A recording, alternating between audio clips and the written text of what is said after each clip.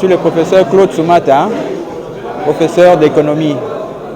Bon, c'est un exercice difficile. Bon, l'évaluation des finances publiques, on rend compte, n'est-ce pas, de la capacité des gestionnaires, des gouvernements à maîtriser les ressources disponibles pour les allouer aussi, de façon à les utiliser de manière efficace, efficiente, voire transparente. Bon, il y a beaucoup de choses à dire là-dessus, parce que bon, la gestion de la chose publique est caractérisée par, devrait être caractérisée par la transparence.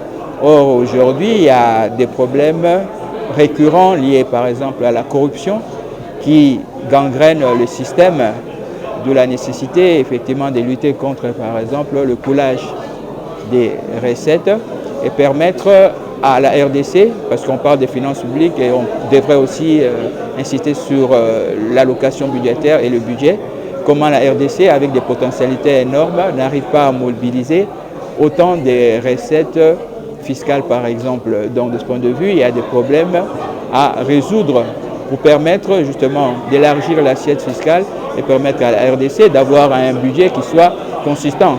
Donc il y a un problème lié à la mobilisation des ressources et puis aussi l'allocation des ressources, c'est-à-dire les ressources doivent être réparties de manière équitable et la RDC aujourd'hui, on va dire, s'occupe essentiellement des dépenses de fonctionnement.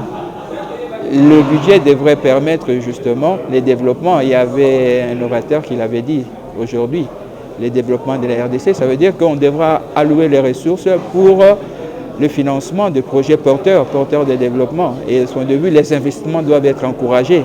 Et ce n'est pas le cas aujourd'hui. Donc voilà en gros les problèmes qui minent en fait la gestion des finances publiques en RDC. Pourquoi généralement, lorsqu'il y a un problème, les politiques ne recourent pas aux intelligences comme l'a dit le professeur Bagadé? Ils devraient le faire parce que effectivement, la crème de la société doit servir par rapport à la résolution des problèmes cruciaux auxquels la société est confrontée.